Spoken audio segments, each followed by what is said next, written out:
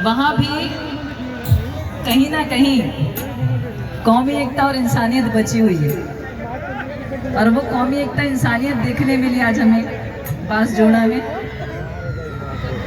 ये बाबा महाकाल जी की, अपने अपने परमात्मा की, पार ब्रह्म शक्ति की, अपने अपने रब की बड़ी असीम कृपा है बांसजोड़ा वालों पर कि बाहरी बला से बचा हुआ है, अभी तक बाहरी नजर नहीं लगी। वरना देश में दुनिया में क्या क्या हो रहा है ये मुझे आपको बताने की आवश्यकता नहीं है। यूट्यूब में सब चल रहा है, रील में, इंस्टाग्राम में सब चल रहा है। वैसे तो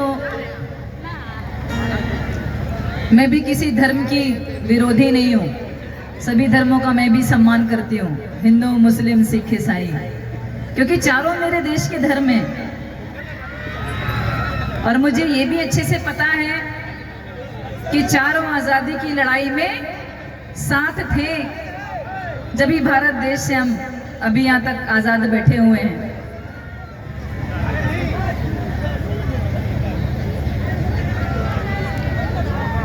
लेकिन कुछ कुछ ऐसे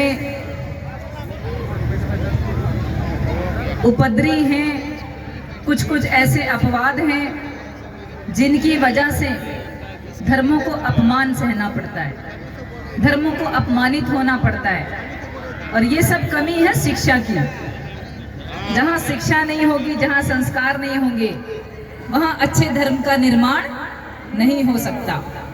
क्योंकि इंसान के अपने कर्म होते हैं अच्छे और बुरे। इंसान अपने कर्मों से अपना, अपने शहर का, अपने राज्य का, अपने देश का नाम करता है। अच्छे कर्म होंगे तो राम बन जाएगा, बुरे कर्म होंगे तो रावण कहलाएगा। क्या करें? लेकिन माँ शब्द ऐसा है जो राम को भी क्षमा कर देती है और रावण को भी क्षमा कर देती है, क्योंकि माँ तो माँ होती है। कभी कभी मुझे भी बोल बच्चन करना पड़ता है। मुझे भी अच्छा नहीं लगता कि मैं किसी को कुछ कहूँ। मैं कभी किसी को कुछ नहीं कहती, बिना वजह तो बिल्कुल नहीं कहती, जब वजह हो तभी बोलती हूँ।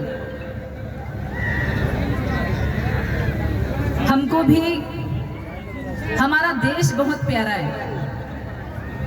इसी भारत देश की मिट्टी में पले बड़े हैं हम। हिंदुओं से संस्कृति और सभ्यता सीखी, मुस्लिमों से कट्टरता, सिखों से त्याग, समर्पण और बलिदान सीखा है हमने, और ईसाइयों से मौन रहकर अपना कार्य करना सीखा। हमने सारी चीजें सीखी। जैनियों से शांति सीखी, संयम सीखा, परिश्रम करना सीखा। ये सारी चीजें हमने समाज से सीखी हैं। हमको कोई बोल बच्चन करने की आवश्यकता नहीं है।